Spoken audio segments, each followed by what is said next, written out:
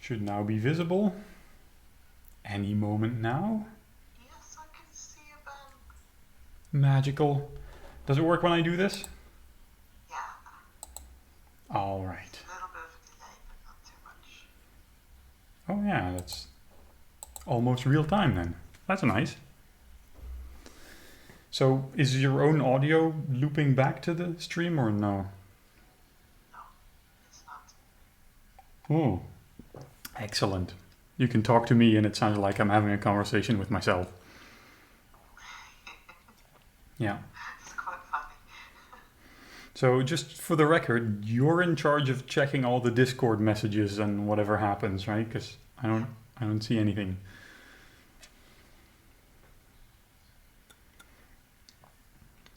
I'm in the Discord, so I'll also paste your Twitch channel just in case in general once we start. Yeah, just spam it everywhere. So I'm thinking we'll just, have a normal chat until like 5 minutes past or something, and then we'll start doing the thing.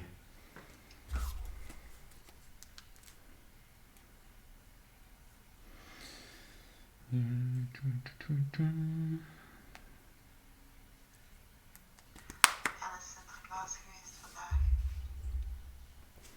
Actually, sort of, because I went into the office and I got this equipment to do some development here, so it's almost like I got a present. But Ooh, new toys. yeah. Oh, also we're already in the next mode. See, Nice. that's what passes for decoration here.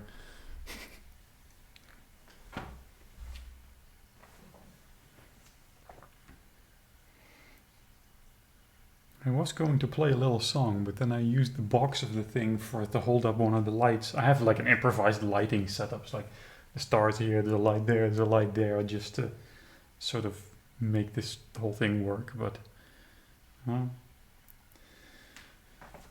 let me see if I can get at it. You light enough, I think.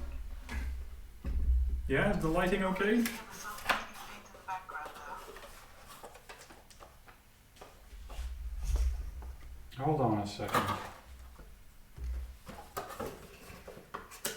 I'm grabbing the thing. Don't move. There.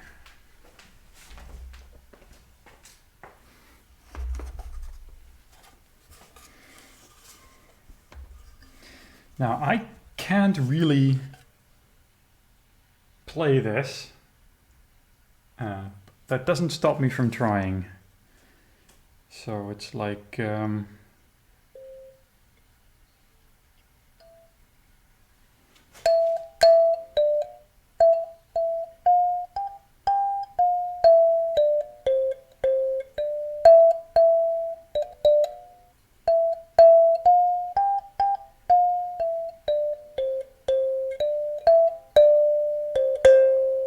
amazing. I'm going to leave it at that. Also, it comes with these little rubbery things, and you're supposed to like put them over your thumb so that it doesn't hurt to play this thing, and I really should, because it does hurt my little sausage fingers whenever I try this, but I just couldn't be bothered. So I need to also stop looking at the side. It's like in the previous setup, I had my video over here, but now I have it over there. So I'm making gestures and I'm seeing stuff moving in the corner of my eyes, and I want to look over there and I shouldn't. So note to self, don't do that. I will not be speaking very loudly because I can hear myself faintly in the background of your stream. Okay. Is this a problem? Do you want me to turn you down? Not for me. Okay. No, it's fine. It's very faintly. It's because I know, otherwise we wouldn't understand nothing. You'll be like an Easter egg in the videos. If people loop back the recordings and then amplify it, then they can hear you.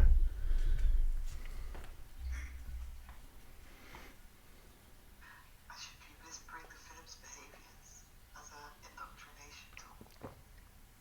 Mm. Subliminal messaging, are you?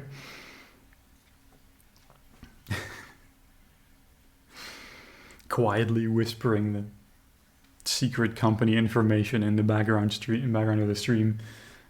Yeah. What time is it anyway? I can't. It's fast. Oh, we're ready. 7. It's just 1 minute past or so. Let's just wait a bit.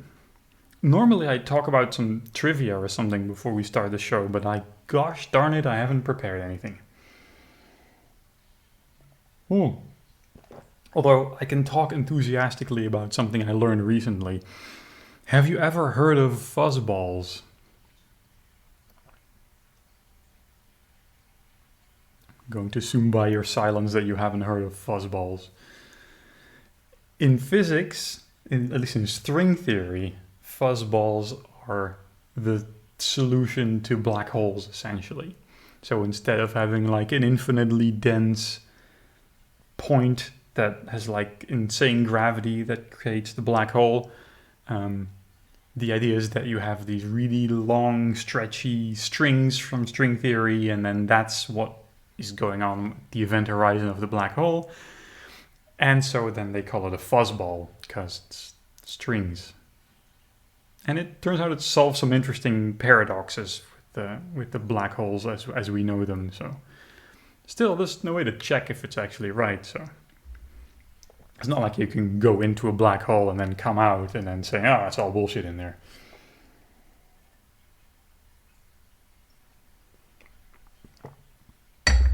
That would be the day.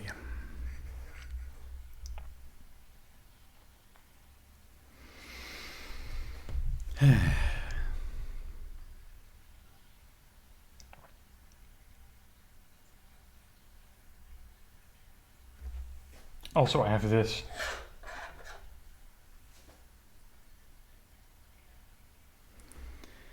It's a paper clip, I suppose. Oh, that's what it's for. Well, I just thought it looked funny.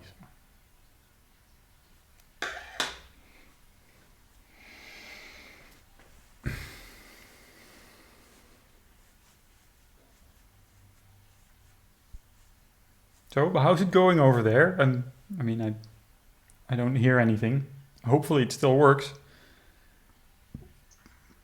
Yes, I can still see you. We've got 1 extra viewer. All right. Extra more. We shall just give it another minute then, shall we? I think the first... Post it on the Discord. I think the first online dojo that we did was also at the tail end of the year, wasn't it? Yes. So this marks then the first sort of whole year of trying to get these things organized and planned and scheduled and implemented and content prepared and actually going on the stream to host them. It's a birthday. Yeah, you could say that. It's like the online coding dojo birthday. Although there haven't been as many as I wanted to do. It's like this is the 4th or 5th one, maybe. I would have hoped to be up to 7 or 8 by now, but you know, stuff happens. Life.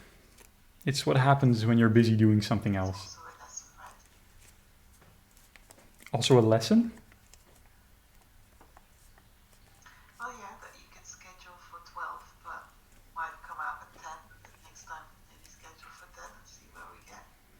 Yeah, well, that's dangerous because if you schedule for 12 and you get 10, then you schedule for 10, you get 7, and you schedule for 7, then where does it end, right?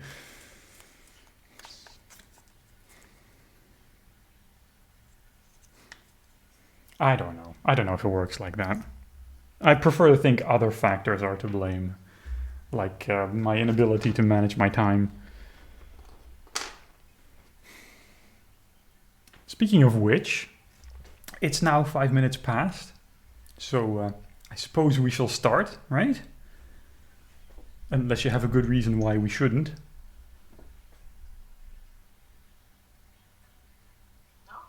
Okay, then I would like to say hello. Say what? We have 2 people in the Twitch chat. Okay. Well, you let me know if anything comes up that is like worth stopping me for, right? So I'm just gonna do the thing now, all right? You're in charge of the text channels. So, second time's a charm. Hello, welcome, good evening, friends, colleagues, to the 4th, I think, public, virtual, online coding dojo. We have another interesting puzzle and challenge prepared for you this evening. I am, of course, very pleased and honored to be presenting it for you this evening. And let's just get immediately to it, because I feel like I talked too long already. So hopefully now you can see a little presentation. I go stand in the corner and I will explain how this evening will unfold. First of all, we always do a little rundown of the logistics of the virtual dojo. Like how do you join in the online environment? Build a team of 2 coders. That is recommended, and it's been part of the invite that's been going around. So hopefully you're prepared.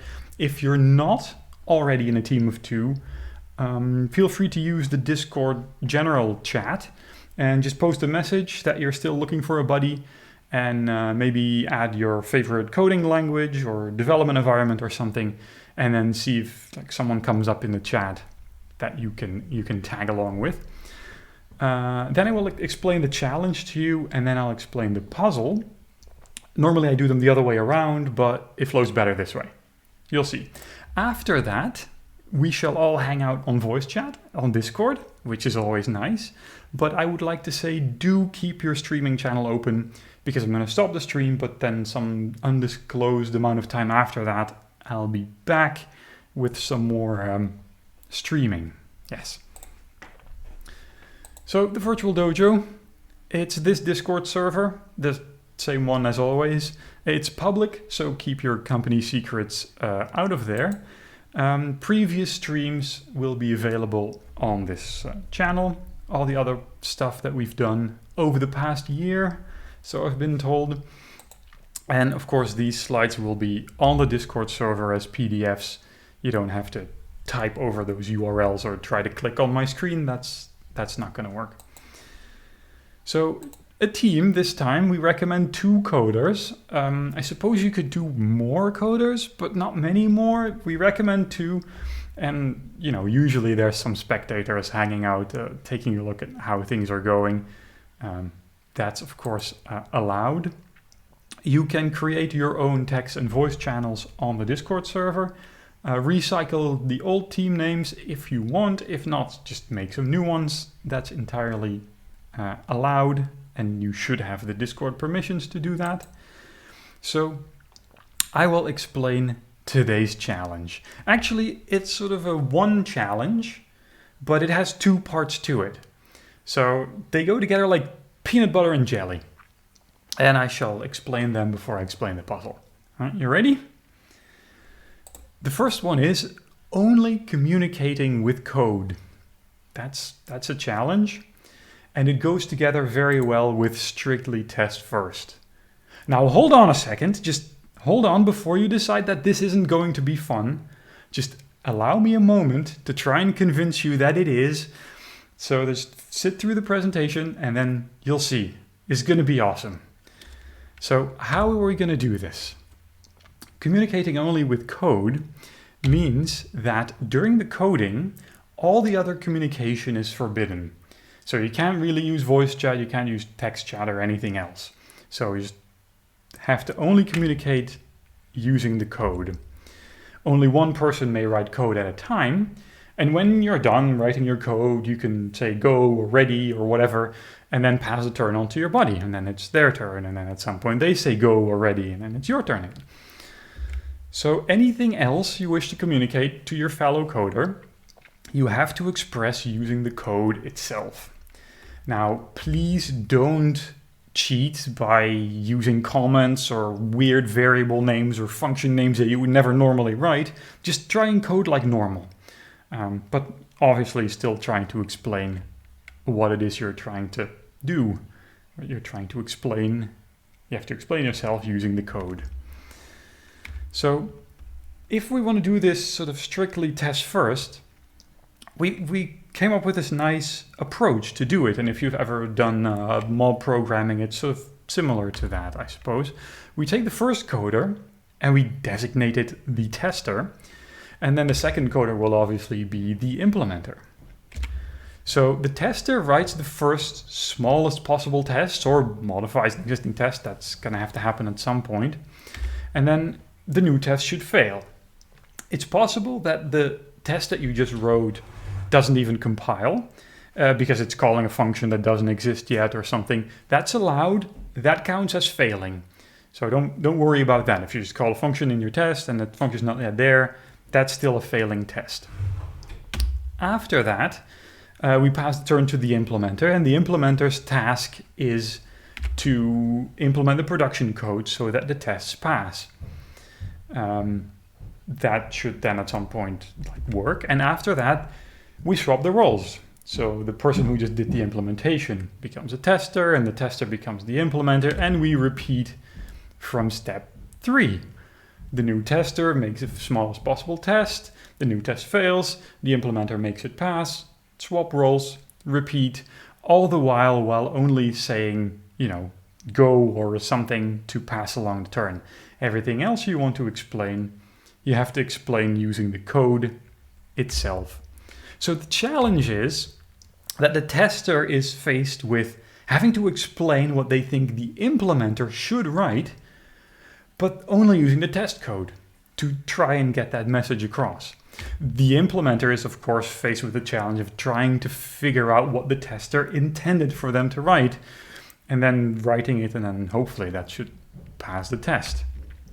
As a result, you should end up with code that explains itself, because your idea isn't going to get into the other person's head unless it's done via the code somehow. Now, it may happen that you two are like happily coding along, and you notice that your buddy is taking the design of the code in a direction that you foresee will be trouble down the road. This might just happen. In this case, a few pointers. You're not allowed to rewrite everything as soon as it's your turn. You have to follow along with your buddy until they also see that there's going to be a problem. Or maybe you realize you were wrong and that there wasn't any cause for concern anyway, and that your buddy knew what they were doing all along. That could also happen. You're obviously not supposed to stop following the rules of the challenge simply because you both see that you should start over. The exercise is trying to make these small incremental steps and explaining them through code and then slowly moving towards the common goal. There's a bonus points to cut up the steps and the turn switching nicely. Just keep track of how many times you've passed the turn between you. That's just an interesting metric. Bonus points, you make a git commit every time that the turn is passed. That would be interesting for just to keep a record. I do realize that if you make a git commit every time you pass the turn, there's always going to be one failing test at the end because you make a failing test and then you pass the turn. But anyway, who cares about that? So I'm going to explain the puzzle, and I'm going to do something that I rarely do, which means I'm going to stop talking and to sort of set the mode for the communicating only with code challenge. I'm going to stop talking and explain to you the puzzle, all right? Are you ready?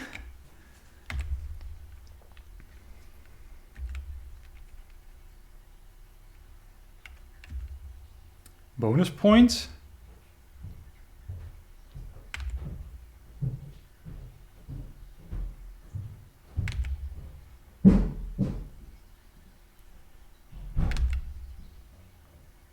You may begin.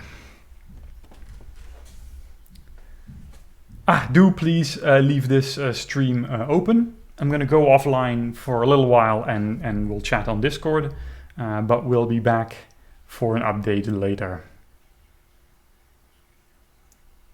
Good luck, have fun, see you soon.